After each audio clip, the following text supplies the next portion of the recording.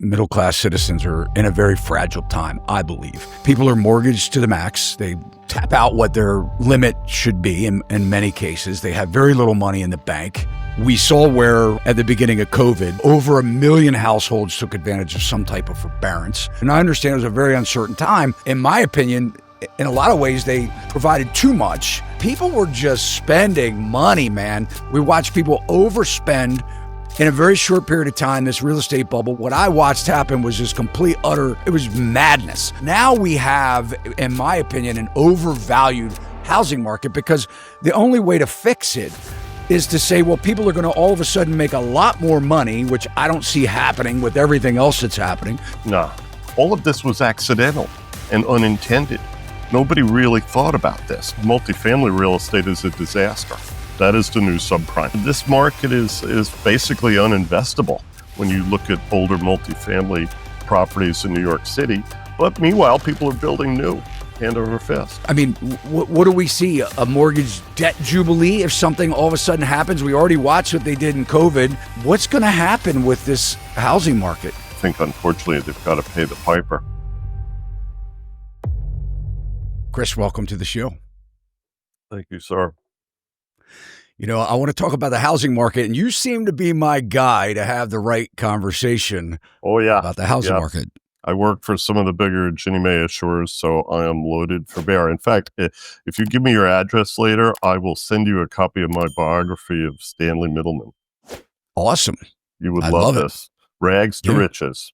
And he owns all the equity of that company, by the way. Largest government lender in the country. Wow. Well, back in 1993, you were the first journalist to report on the secret minutes of the FOMC concealed by then Fed Chairman Alan Greenspan. You worked for the Federal Reserve Bank of New York, Bear Stearns and Company, and Carrington Mortgage Holdings, among other well-known companies, prior to the housing crash and the GFC of 2008. And I think by now everyone has an understanding that the housing market is unaffordable, and sellers are starting to realize it. If they haven't sold by now, they may have missed the boat. But before we dive in, Chris, I'd like to know what your current assessment is of the U.S. housing market. Well, the housing market has been distorted heavily because of COVID. As you know, in 2020, the Treasury market basically collapsed, and the Fed had to come in and buy it. We'll talk a little bit more about why that was, but suffice to say, they drove interest rates down to zero. Mortgages also followed along. We literally pushed the duration of every mortgage-backed security down to 1. They were at 5 in 2019, and I would have told you that was impossible, but they did. So what happened was we refinanced 2/3 of all mortgages in the United States, and we provided huge amounts of cash. This was an accident, by the way, to fund forbearance for millions of Americans for 2 years. But at the same time, we pushed home prices up double digits for 4.5 years, and they're still going up today, despite high interest rates. You know, we had people, just like you said, that were struggling to pay their mortgage, and yet we jacked the home price, allowed the home prices to jack up. And I mean, the fact of the matter is, if Americans didn't have cash in their savings account to get through a very short period of time, I mean, stimulus happened very quickly. Employers had PPP money. People were back to work, working remotely, but still that many people, millions of people, were affected that if they didn't have forbearance, they would have lost their home. Yes, and I would argue the bottom quarter of U.S. households based on income still haven't really recovered. You can see it in the FHA delinquency numbers. We're up in the low teens. If you really adjust that number for the continued forbearance, which is ending in October, by the way, it's probably 14% for FHA loans. Maybe half of that for VA, because people in uniform pay their bills. So what I would tell you is when Donald Trump was first in office, one of the last things he did was to issue a declaration of emergency and basically said to everybody, you don't have to pay your mortgage or pay your rent. But they didn't follow up. So in other words, he makes this declaration. The mortgage industry is standing there. This is around April of 2020, trying to figure out how we're going to advance cash, principal, taxes, insurance to protect these assets because, the homeowner's not paying their mortgage now. All of a sudden, this vast wave of cash comes from the Fed because they had to come in and defend the Treasury market. All of this was accidental and unintended. Nobody really thought about this. So you're right. Later on, we get the PPP loans to keep people employed. We did some other things. We did nothing for multifamily real estate for landlords. They lost 2 years of income. So today, when you look at the mortgage market, residential is still fine. Prices are too high, but delinquency is very low overall. If you look at the entire credit stack, delinquency rates are still not even above 1%. They're not even close. Meanwhile, multifamily real estate is a disaster. That is the new subprime. And when Bill Pulte at the FHFA talks about this, he has a problem. There's $1.5 trillion worth of multifamily loans inside of HUD, Fannie Mae, Freddie Mac. And I'll tell you, there are a lot of dogs in there, mostly urban properties that are too small, too old to be viable. So what's happened is, I live in New York. We have rent stabilization, rent control here, a lot of socialist nonsense in Albany. This market is basically uninvestable when you look at older multifamily properties in New York City. But meanwhile, people are building new, hand over fist. The market's still very tight for single-family homes because there's no supply. A house just went across the street from me for $150,000 over the ask. I'm in the top of Westchester County. Most of the homes in my area are right at the conforming limit, $900,000. This little house with no improvements, it was owned by a good friend of mine, goes for 10-15% above the ask. It's incredible, and that's just because of tight supply. So that's where we are. Yeah. Well, we could have a podcast on each one of those things that you mentioned. Oh, especially. Yeah. Well, we'll do. Look, you like real estate. We could do this once a month because There you go. I write a column for National Mortgage News. I'm very well known in the industry.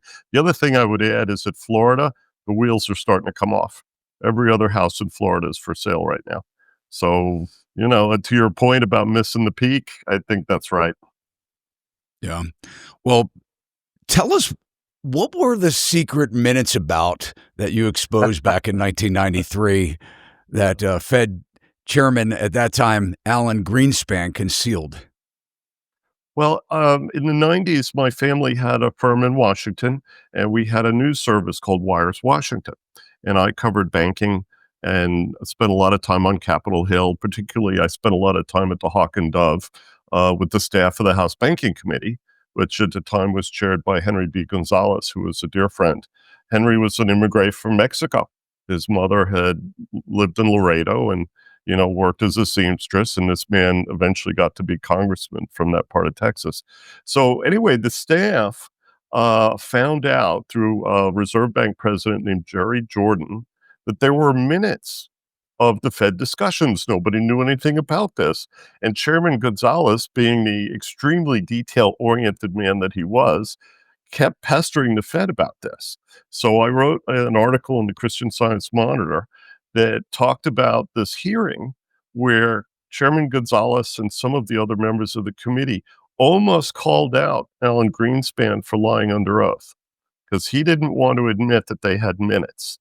And after some negotiations in the background, eventually the Fed fessed up and said, yes, we have minutes.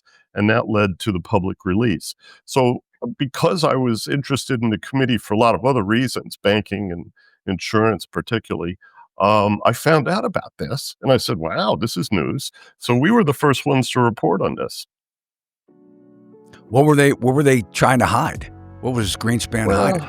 I hope you're enjoying the interview so far. I just wanted to take a brief moment and let you know that this podcast is brought to you by SachsRealty.com. Here at Sachs Realty, we're committed to bringing you the best real estate education and helping buyers and sellers achieve their real estate goals. If you haven't subscribed to our channel, please consider doing so now. And don't forget, we're on every major social media platform, so you can follow us there as well. Now back to the show. What were they trying to hide? What was Greenspan hiding? Remember, when the Fed was created, it was seen as a quasi-public-private agency. You just had that Supreme Court decision where the court said, look, the Fed is different President Trump can't fire the chairman of the Fed. That's true and not true. The reserve banks are technically owned by their member banks. The Board of Governors in Washington is a federal agency. It's no different than any other federal agency. So I think the court got that wrong. But the Fed has always tried to protect their deliberations. I think partly because in the old days, less was more with them. In other words, they weren't constantly in the media trying to communicate policy and all of this. More recently, they've become, frankly, like an economic planning agency in the old Soviet Union, where they're trying to massage and manipulate expectations for inflation and for other aspects of the economy. And I think that's really what was going on at the time. The Fed was still not a very open place. Alan Greenspan, who was a dear friend of my parents, ran that place very, very tight. If you didn't have his permission to go out and appear in front of the media, you didn't do it. So today is very different. And Greenspan also, I think, was aware that the more information you put out there, the more vulnerable the central bank became to political ebb and flow. And so I think that was the reason he was trying to protect the confidentiality of the minutes. But again, the Board of Governors is a public agency. They don't have the right to confidentiality. They should be, frankly, making any and all information available to the public. And, to his credit, Chairman Gonzalez wasn't about to be put off. He wanted the information, and he ultimately got it released. Well, I do agree that there are certain things that the general public doesn't need to know when it comes to running our country and keeping us safe, necessarily. However, but to your point, what you just mentioned, I mean, knowing that the Federal Reserve has such a power hand in the ability for them to manipulate the rates and cause things to happen. And I agree. I mean, I think transparency should be there, especially when you're dealing with a group of bankers. And, I mean, they're the ones that are providing the money for us to finance things like houses, or at least initially. Well, we hope. The loans. Yeah, we hope. We hope. Right. Exactly. But because of the size of the budget deficit today, the Fed is now the single biggest factor in the financial markets, along with the Treasury, obviously.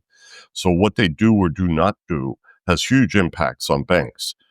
Between COVID and today, which is, 5 years, the banking industry grew 30% because of Fed purchases of Treasury bonds in the open market. When they buy a Treasury bond, they essentially create a deposit because they're giving cash to somebody that held that bond. They buy it from a bank, of course, right? When, on the other hand, they are shrinking their balance sheet, bank deposits disappear because the Treasury is in deficit. They pay off a bond, they give it to the Treasury for redemption, and all of a sudden, Treasury has to reissue that debt in the open market, and an investor buys it. So that means that a bank deposit disappears, the investor now owns a Treasury bond. It's very, very dicey because the movements of the Fed, the changes in their policy today, have a huge impact on banks. Banks, for example, haven't been buying mortgage-backed securities all year because deposits are shrinking. And if there isn't any growth in deposits, then banks typically are not buyers of mortgages. Yeah. What was your role with the Federal Reserve Bank in New York? I was a management trainee. I was a young man. I worked in bank supervision for a couple of years with a bunch of wonderful guys. My dad used to joke that the Fed was basically populated with the children of firemen and policemen. And he was Irish, so he had grown up in Brooklyn, and that whole ethos at the time, it was really a metaphor for the melting pot of New York and the way that these recent immigrants worked their way up the food chain, got an opportunity to work at the Fed, and moved up from there. So I worked in bank supervision. Then I went across the street and I worked in the foreign department for Gretchen Green. I was in charge of the futures desk, and eventually I went to work for Bear Stearns in London. Well, let's talk about that. What did you do there? I was a bond trader. I worked on the fixed income desk. I covered Japanese institutions. So we would trade European government bonds, treasuries, some mortgage backs, but mostly our clientele were financial institutions, and they stuck with on-the-run bonds. The Japanese, though, especially the insurance companies, would buy anything that had a yield. And you see some of the impact of that today in Japan. Their bond market is kind of coming undone. For years and years and years, they've been issuing a lot of debt. And now I think, unfortunately, they've got to pay the piper. Hmm. Yeah, a lot of people think that that's us next. Were you at Bear Stearns when it collapsed in 2008? No, I had actually left Bear, went back to Washington for a few years and worked a lot in Mexico. And then I went back to Bear in 1998, worked for Alan Schwartz in the investment bank.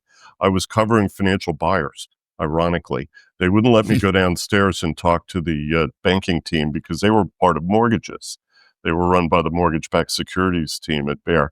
So I left in 2000 and it was around 2001. I went to Prudential, and I did tech for a few years. So no, I wasn't there for the end, unfortunately. Bayer, essentially got too far over their skis. You remember when the hedge fund failed and they just let it go down, and then the firm, the mortgage guys, thought that they could do another hedge fund, and obviously that wasn't going to happen. And the firm failed a few months later. So it was very sad. So, I mean, at one point in time, I mean, they were like in the top five Yeah, most great firm. prestigious, right? Yeah, they were huge. They sold a I lot of think they've bonds, but they yeah, they were not a very cohesive firm. Each one of the managing directors that ran his or her business basically, I always likened it to a high school bridge tournament. You walk into the auditorium, there's all these tables, and everybody was doing their own thing. Occasionally, they would get together and argue about money and payouts, but the firm was really very fragmented in terms of how it worked. So when push came to shove, unfortunately, they didn't survive. But that's the history of Wall Street. The smaller firms with less developed relationships, particularly with big blue chip corporate clients, tend to be the ones that go out of business. If you look at how few big firms we have today. yeah. How do you think the government's role in that played, though? I mean, when you look at the ones um, that were bailed out, weren't bailed out, Well, how well, how do you think? Why don't you think that Bear was bailed out? they didn't need to be bailed out. They needed to be given liquidity because what happened was when they got into trouble, a lot of firms on Wall Street, the banks and the other non-banks turned away. They tried to novate their way out of positions with Bear. I remember this very clearly before the firm failed. All of my institutional clients were congratulating themselves from getting out of positions with Bear. So if the Fed had had funding facilities in place that would have enabled the firm to remain liquid, I don't think Bear or Lehman Brothers would have failed. The problem is that at the time, um, half of the mortgage market was private. And because there was no federal backstop for that paper, it traded down into the, low teens, 20% of face value kind of range. And that meant that paper was no longer any good as collateral for anything. So both Bear and Lehman Brothers owned a lot of mortgage paper, a lot of private label paper, and some of it of dubious quality. So they were not able to get the liquidity they needed to survive. That's basically what happened. And you probably remember this. Lehman Brothers put itself up for sale. There were all kinds of rumors about this bank and that bank coming to buy them, but it couldn't happen because they were unable to make reps and warranties about their assets, their inventory of mortgages, that sort of thing. So the firm had to go into bankruptcy. There was no choice. How about AIG? I mean, why were they bailed out? Because by that time, we had already seen Bear with a forced sale to JP Morgan, and we had seen Lehman Brothers go down. We had seen Washington Mutual go down. So by the time we got to Wachovia and AIG, it was very clear that if we had another bankruptcy for a big financial firm, we were going to have serious problems. Remember, Fannie Mae and Freddie Mac were headed into conservatorship at this time. So the entire marketplace was unsettled. And I think people realized that because of this type of instruments that AIG had been trading and the size of the company and their role in credit default swaps and things of this nature, they just made the decision to take it down along with Citi. So remember what happened. Sheila Bair talks about this in her book very well. Citi wanted to buy just the bank at Wachovia and put the parent into bankruptcy, along with a broker dealer and a lot of other stuff. That would have been a disaster. So then Wells Fargo shows up in the 11th hour. Wells actually saved the U.S. mortgage market after 2008, and they bought Wachovia whole, including the parent. I remember this very distinctly because as soon as they closed that transaction, they charged off all of Wachovia's equity. They basically wrote it off, and it created a big reserve that allowed them to restructure that company over a period of years. But there was no choice. See, in classical theory, this goes back to the Great Depression. When you see a lot of investors run out the door, the government has to step in and essentially replace that liquidity, or you go into a debt deflation, which Irving Fisher, the great economist, wrote about in 1933. You don't want that. Debt deflation destroys value, and it could cause the entire economy to collapse. So by stepping in, the government did the right thing. The problem is they don't know when to stop. And you saw this with COVID in 2020. They got the market back on track, but then they kept buying more securities. They kept reinvesting the payoffs on their securities, and that was too much. So, I think with AIG, Citi, General Motors, remember, government took a stake in them. All of these entities were forced into government assistance because of liquidity. They couldn't refund themselves because the market didn't want to buy their paper. Simple as that. Citi had investors coming to them with bonds and demanding early redemption. Same way with Wachovia. Their bondholders showed up on their doorstep and said, here, we want our money back. When you have a situation like that, the bank's just not viable. What would happen if the government just didn't bail anybody out and just let them fail? They would go into a liquidation. You kind of saw this with Silicon Valley Bank and Signature Bank in 2023. FDIC took over these banks. They didn't have an immediate buyer. If interest rates aren't falling, it's kind of hard to sell the assets of a dead bank. This is something I learned years ago working at the Fed. So the FDIC had to create a conservatorship for Signature and kind of hold it up for a while until they could sell it. They sold First Republic to JP Morgan. First Republic was a badly managed institution that basically made money by doing mortgages, ironically. They didn't make much money on anything else. They were selling mortgages to JP, who was their warehouse lender. And, that was relatively easy to deal with. But, Silicon Valley Bank was insolvent. They had 40% of their book in mortgages during COVID, which was extraordinarily negligent on the part of management. And then Signature Bank had different problems. Crypto caused people to back away from them, and they had liquidity issues too. But, that's an ongoing story because what did Signature Bank have? They had a lot of idiosyncratic multifamily real estate in New York City, which the FDIC still owns. They can't sell it. Interesting. Oh. They should have kept that bank alive, to be honest with you. That bank dealt with the Jewish community in New York. They were willing to bank a lot of smaller properties, 8A properties, all sorts of stuff that is not easy to finance with a bank. And now with Donald Trump getting ready to essentially cut 8A at HUD, I think you're going to see a lot of screaming and yelling in the multifamily sector over the next several years. When you were working in the finance sector leading up to the GFC, specifically as dealing with mortgages, derivatives, the profiteering off of the housing industry at large. Back then, we still weren't as unaffordable as we are now.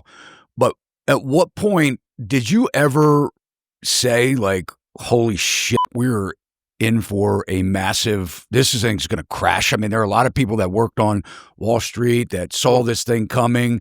I mean, did that ever occur to you that we would see a housing crash for the first time since World War II? Yes, in a short-term sense. I mean, the long-term progression went back to the S&L crisis.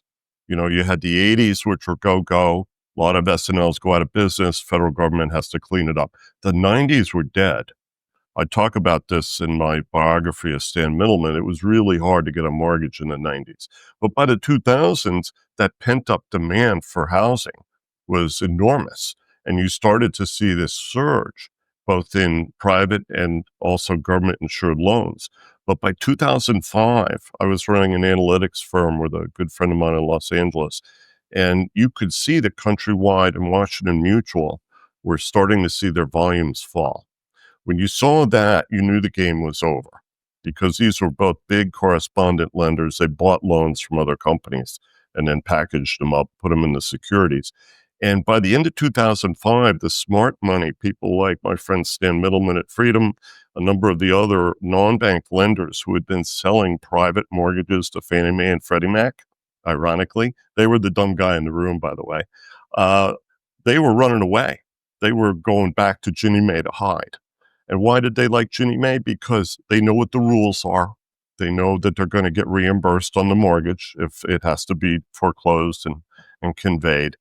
And they knew that the conventional market and the private market particularly were done. There was just no bid for that paper. So by the time you get to 2006, firms like Bear Stearns and Lehman were already dead. They just hadn't realized it yet. And you roll in the 7 and 8, and that's when everything started to become very obvious to everybody else. But smart people in the industry, especially the guys at Countrywide, they knew they had a problem by the end of 2005. They had a big problem. I mean, I remember when it happened and when Countrywide, folded. That's right. I know people that had mortgages with Countrywide.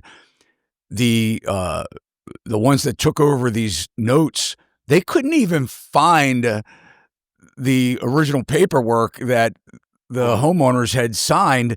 And I know for a fact it took, in some cases, a decade for them to foreclose on some of the homes from Countrywide, that Countrywide provided mortgages to. They lived in their houses basically for free for a decade. And even some that I know that then got cashed for keys. They didn't pay anything. Their taxes were paid for them. The property insurance was paid for them. And they lived basically free because they couldn't even find the voluminous documents that were. Well, they had it. It was in a repository in the desert somewhere. And, literally. When Countrywide got taken over by Bank of America, that was a mess. Bank of America was the warehouse lender for Countrywide, so they had to buy them. And they also had all of their collateral. It was very similar to the situation with J.P. Morgan and First Republic, J.P. Morgan and Bear Stearns. Nobody else was going to buy Bear Stearns because Jamie had all of their collateral already. So I think that what you learned here was that these firms got way, way ahead of themselves. They were doing private label mortgages that had no government backing. And when the winds changed, the bid disappeared. It was very simple. Interesting. Chris, talk about Fannie Mae and Freddie Mac. A lot of people, they hear these names put out there, and I want to talk about Pulte. You had mentioned Pulte. I want to dive into that a little bit, but tell everyone. Obviously, Fannie and Freddie have been under conservatorship since 2008.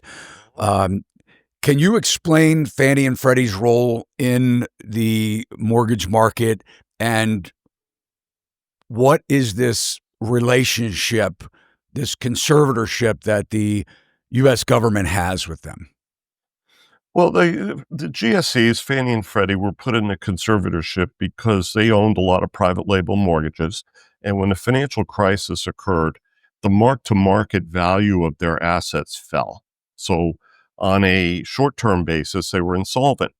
However, I would argue, if you really understand American history and the Great Depression, there was no need to put them in a conservatorship because they were backed by the government. We kind of sort of pretend in Washington that they're private. This goes back to Lyndon Johnson, but that's always been a fraud. The reality is that the federal government controls Fannie Mae and Freddie Mac, and they can only function with sovereign support. I worked in the rating business. I ran financials and corporates at Kroll Bond Ratings for 3 years for my old friend Jules Kroll. And, there is no way to make them work without having the government at least guarantee the securities. So what do Fannie Mae and Freddie Mac do? They're basically like a big correspondent lender. They buy loans from other lenders. They package them up and sell securities. Fannie Mae and Freddie Mac are actually the issuers of the securities. So they own the loans, they issue the securities, and they guarantee the loans and the securities in terms of timely payment of principal and interest. So they are both a correspondent lender in a traditional sense, but they're also an insurer. And that's why having government backing for them is so important, because if you were to, take the advice of Bill Ackman and John Paulson and try and truly privatize them, you'd have to downgrade them. See, right now they're a AA plus. They're exactly the same rating as the United States. They were just downgraded last week because the United States was downgraded. Once you quote unquote make them private, all of a sudden they would probably be a single A credit. They'd be, a big version of PennyMac. That doesn't really work. So as you probably are aware, President Trump has indicated that they want to take them out of conservatorship. That's largely because they need the cash for tax cuts. They need to go out and monetize the stake in Fannie Mae and Freddie Mac. But, the reality is that the stocks are up. Let's see what the screen says this morning. The stock for Fannie Mae is up 643% over the last 12 months. Right? It's the best performing mortgage stock, best performing financial stock in the United States, simply because John Paulson and Bill Ackman are pumping, the equity. It's a penny stock. Let's be clear. It's not easy for retail investors to buy. And I think what's going to happen over the next couple of years, if they decide to take them out of conservatorship, I think they're ultimately going to have to restructure Fannie Mae and Freddie Mac in order to get the cash out. Because let's go through the scenario. If 2 years from now they try and just do an IPO, the federal government by that time will be up to like 98% ownership. In other words, all of the existing private owners of the equity of these companies are going to get diluted massively. Could you go out and do an IPO of common voting shares for Fannie Mae and Freddie Mac? Maybe, but I think you would probably take a loss. In other words, Treasury would not get par for what they value the securities at, right? My suggestion, and I have a column that's going to be in National Mortgage News next week, is that we ought to restructure them, buy back all of the private common shares and issue preferred, because then at least I can get the Treasury their cash and they won't take a loss. Fannie Mae and Freddie Mac have vast earnings power. They generate huge amounts of cash flow. Default rates are low. They have an enormous book. It's almost $8 trillion in residential and multifamily exposures. So, they're fine. They generate plenty of cash. But I think in order to make the release process actually easy, it'd be better for the U.S. to remain the sole voting shareholder of these entities, and then have private investors own a senior preferred, a non-voting security. And obviously, they also invest in the mortgage-backed securities too. That's the proper way to get private capital into the GSEs, because ultimately the federal government controls them. If you are familiar with the law that was passed by Congress, it's called HERA, when they were brought into conservatorship, it gives the federal government the unimpeded right to take control of these companies at any time.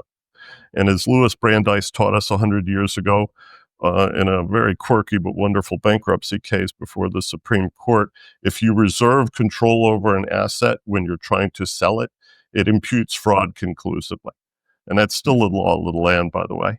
It's one of my favorite Supreme Court decisions, because what Brandeis did was he defined true sale with that decision. And he also eviscerated secured finance in the United States from 1925 until the 70s. You literally couldn't do private secured financing in the U.S. And it was only after Ginnie Mae did the first pass-throughs, where they sold mortgages to the public, that you started to get Wall Street comfortable and the lawyer's comfortable with doing things like accounts receivable finance for seers. That was the dawn of non-bank finance in the 1970s. I want to take you to a scenario. I've been serving the housing market for a very long time, in one way or another, since, well, more than 35 years. I look at this housing market. I look at the U.S. economy as the middle class consumers. I mean, just say middle class citizens are in a very fragile time, I believe.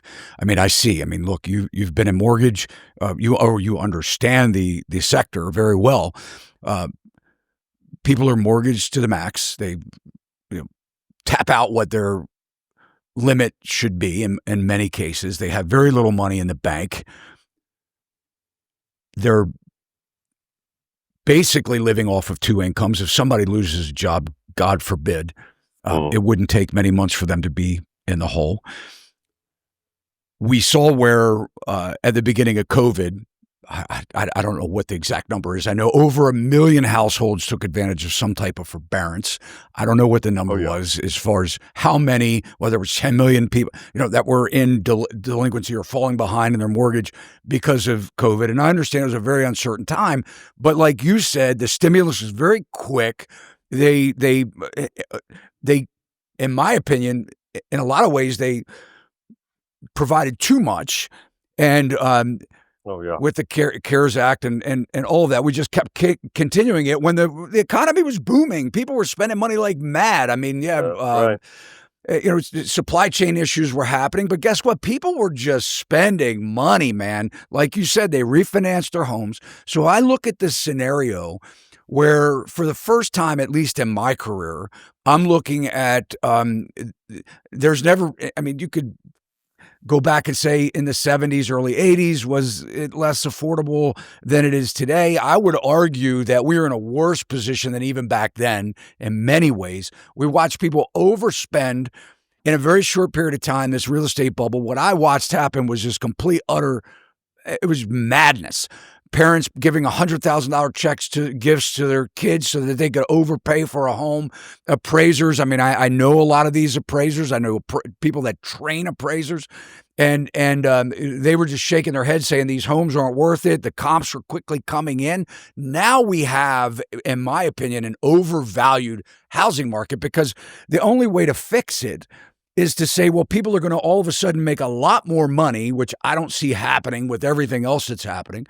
No. But when we look at Fannie and Freddie, and where I'm tying this together is when we looked at AIG, they were too big to fail. They had to bail AIG out. I mean, there was a lot with pensions that were, look, if this company goes down, government pensions, you could dive in and say, look, there were a lot of reasons why AIG couldn't fail.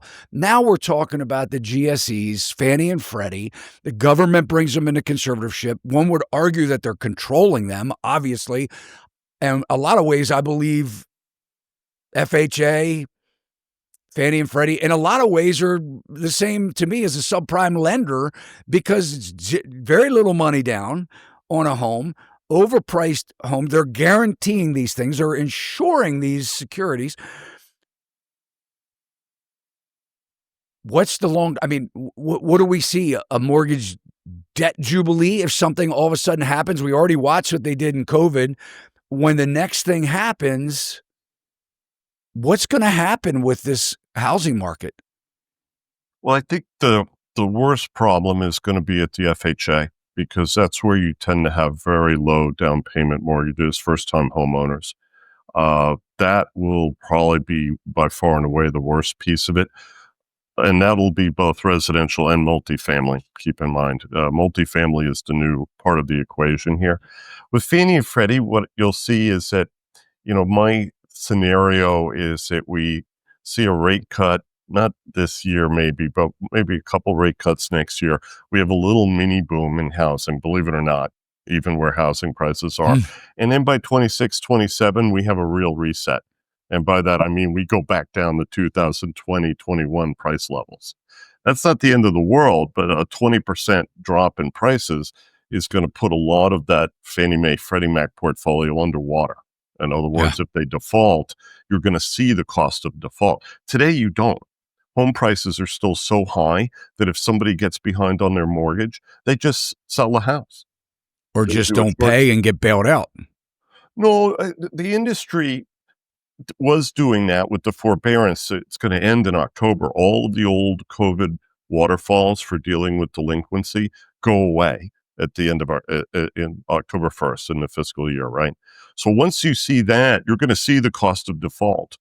And if home prices fall, the cost of default would become even more and more apparent. Because right now, if you look at bank-owned mortgages, which tend to be bigger prime assets, the loss given default today is zero. That means you can pay off the entire loan amount, and there may be residue left over that you give to the homeowner on their way out the door, right? So the bank, from their perspective, there is no cost to default. That's how much the Fed manipulated the market. And, the Wow. way you can see this is when the Fed is doing too much, they start issuing reverse repurchase agreements, which is like the Fed issuing T-bills to soak up the excess liquidity. It's like Mickey Mouse in that film Hmm. Fantasia years ago, where he has to clean up the mess with the mop. That's what it was. The Congress had spent too much, the Fed had done too much, and they literally had to soak up all of the excess liquidity because banks and money market funds were getting ready to roll over. They couldn't make money at zero, right? That's why Yeah. the Fed didn't go lower than zero. They thought about it, but they Right. Negative realized, rates. well, banks, because of their IT systems and their back end, they can't deal with negative numbers. It just doesn't work. So, for a lot of structural reasons, they didn't do that. But my point is they did too much. And we're still living through that. We're not going to see home prices normalize unless it happens, I think, in a kind of an accidental way, because the Fed, look at them. Do they want to force home prices down? No, they're afraid. No. Yeah. If you really wanted to get home prices to fall, you'd have to get interest rates up to 10%. We're doing, this morning we're writing sevens, which we're selling into Fannie Mae 6.5s for next month. You know, that's where the market is today. So they were unwilling to force rates up enough to actually put home prices down. And Yeah. Well, this, because of the federal deficit, I always tell people the Fed has one mandate, not two. The Fed's mandate is to keep the Treasury market open. It has nothing to do with inflation or employment. I believe that. Yeah, I mean, I think housing, if you consider all service industries and housing related costs, probably 35% of Oh yeah. GDP. Do you agree with that? You think that? Yes, I Yeah. do. But the changes that have occurred because of inflation and home prices, it was interesting. I got to see Bill Pulte talk at the MBA secondary this week. And one of the things he's very passionate about is manufactured homes. He believes that that's the way you build homes for low-income families, and he's right. I live in a bi-level that was built in 1974. That house probably cost $150,000 when it was first built, and today it would go for over $1 million. So when you think about how much it would cost to build that house today, uh, it'd be close to $500,000. That's crazy. But that's how much inflation has taken up costs. And I think for a lot of entry level home buyers, a manufactured home is actually a really good alternative. You put down a slab, you put the house on top, everything is already done, the electric, the plumbing, whatnot, with much higher quality than you'll see on a site built home. And you can keep the cost underneath $350,000. Even that's a lot. Because, the average mortgage today is around $400,000. The average mortgage for a Ginnie Mae lender is below two. So think about, could I build a house today for $150,000? Very difficult. You'd be better off buying a double wide. Yeah. I mean, manufactured housing, you're talking about warehouse built housing. Oh, yeah. Yep. Right. Yeah. You're talking about panelized. We're not talking about, what we referred to before as trailer homes. What you're referring to is actually building it in a warehouse, bringing it out. Everything's Right. wired, pre-wired, Yep. pre-plumbed. The roof gets flipped over and the shingles are already on it from the warehouse. And I agree. I think they've come a long way. But also, as somebody that has served the building industry as a contractor and a builder, a lot of these costs are soft costs in building and development, and the engineering, the architecturals, the process of taking it to permit, and the the energy mandates, and a lot of that is tacking on big money to the cost of a home, as well as, I mean, just putting the shovel in the ground, the infrastructure costs. So I don't think people realize it. But let's talk about Pulte for a minute. Do you know Bill Pulte? No, never spoken to him, but he certainly knows who I am. I poke fun at him on X. Yeah. Yeah, he is, You confronted him. What you mean, like challenged him?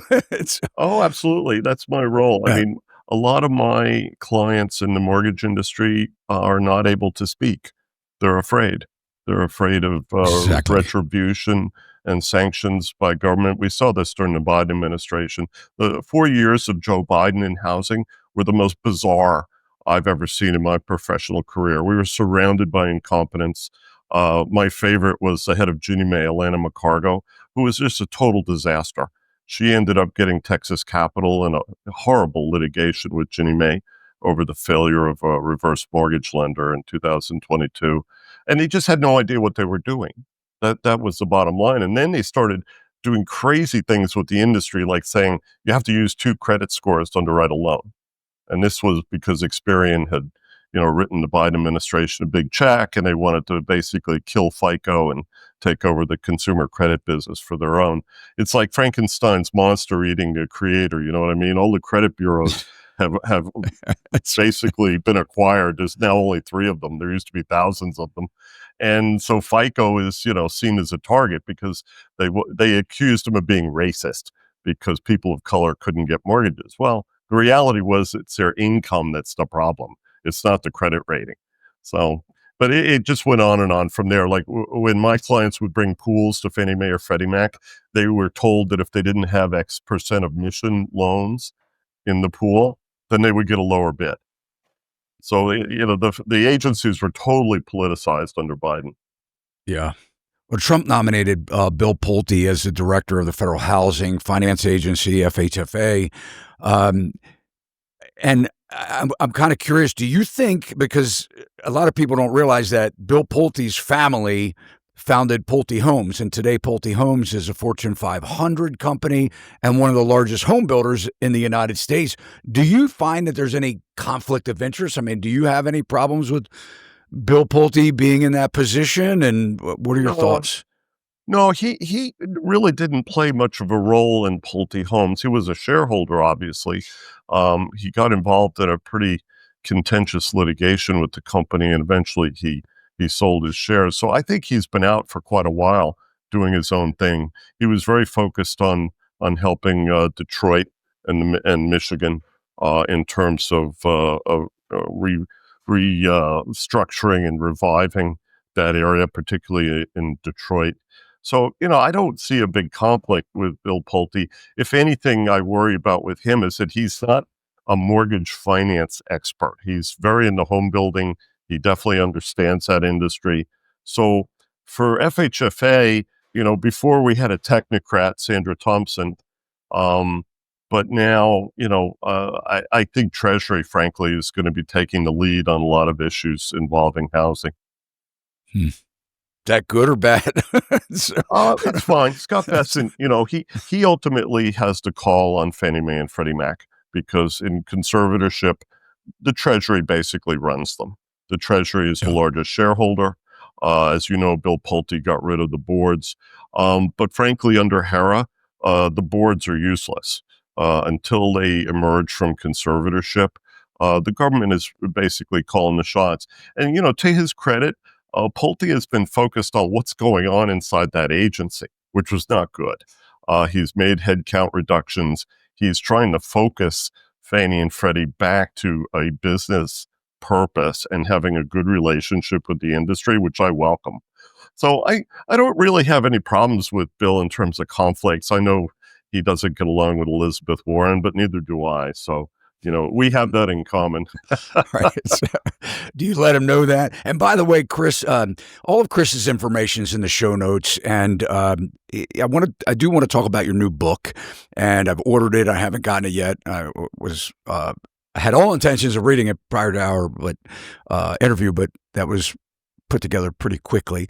But In your online bio, you mentioned that your company, Whalen Global Advisors, maybe you could talk a little bit about that, but you focus on the mortgage finance sector. So I'd really like to know specifically what that means. Mhm. Uh, can you just talk about that a little bit?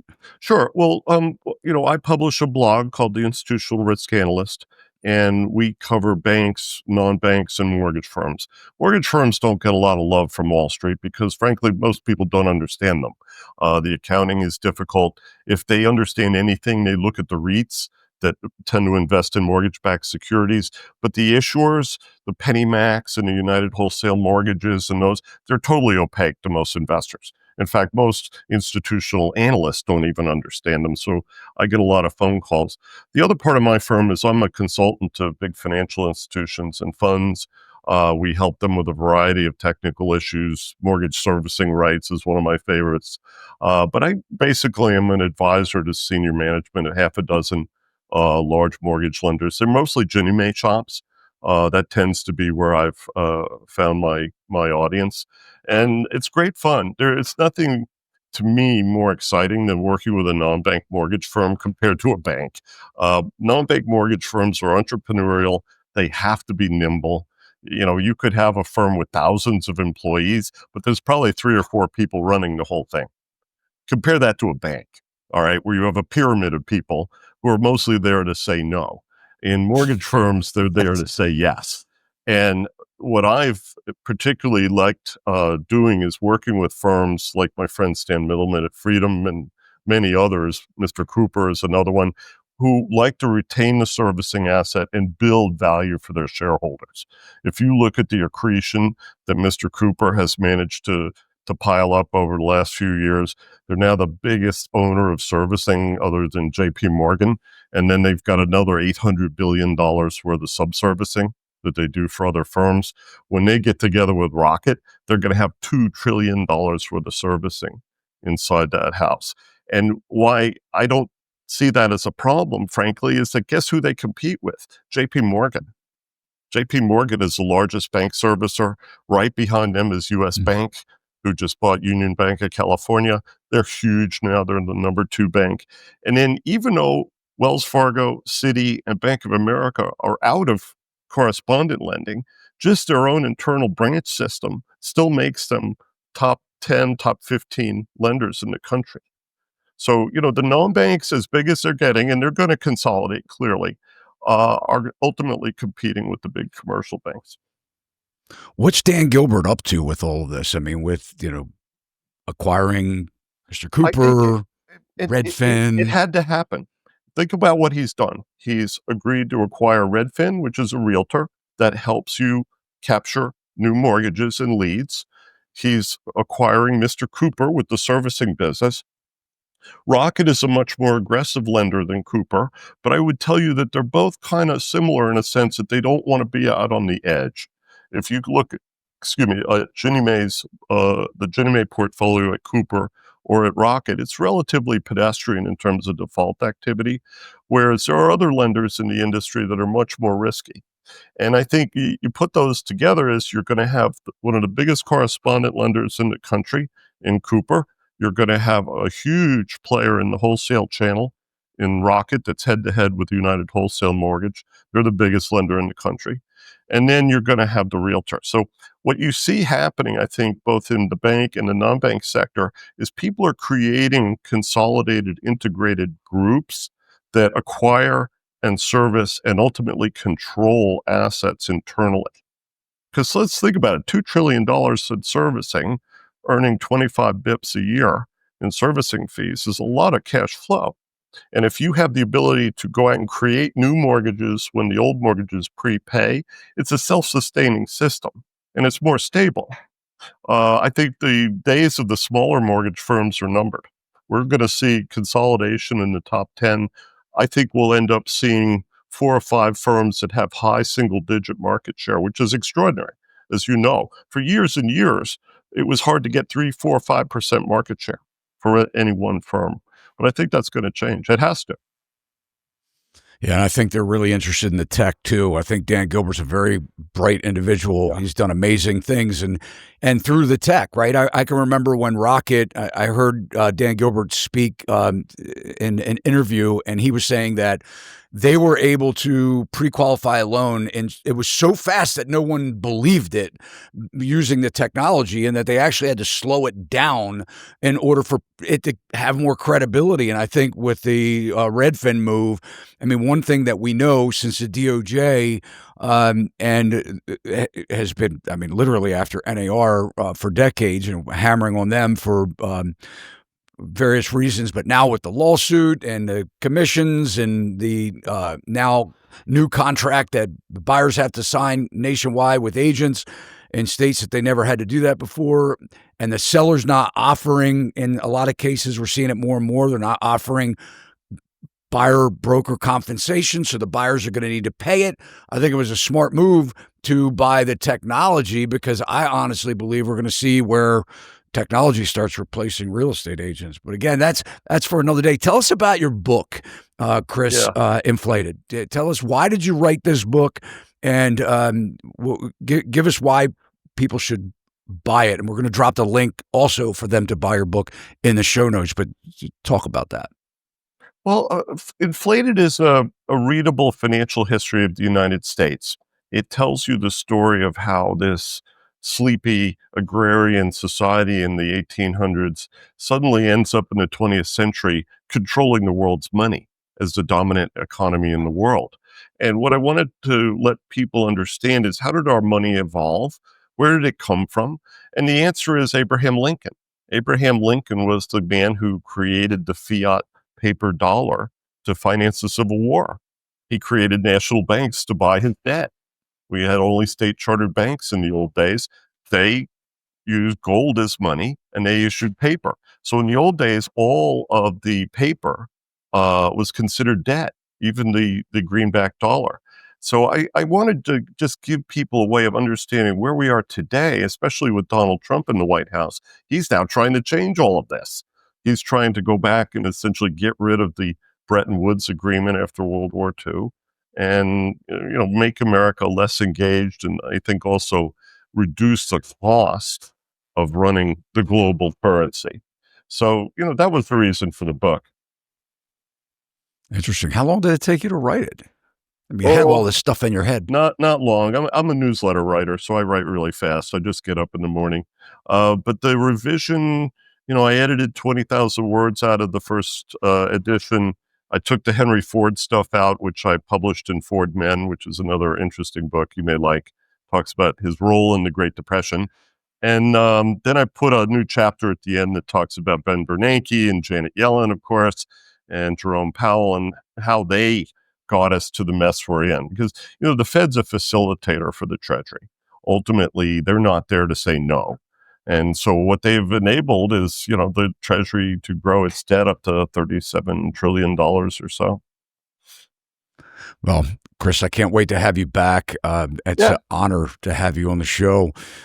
As we part, just give me your thoughts on, I know we talked about the mortgage rates. You think we're going to have a little bump in housing because you think that mortgage rates are going to fall? What do you think is going to happen over the next 12 months? The Fed will eventually drop Fed funds.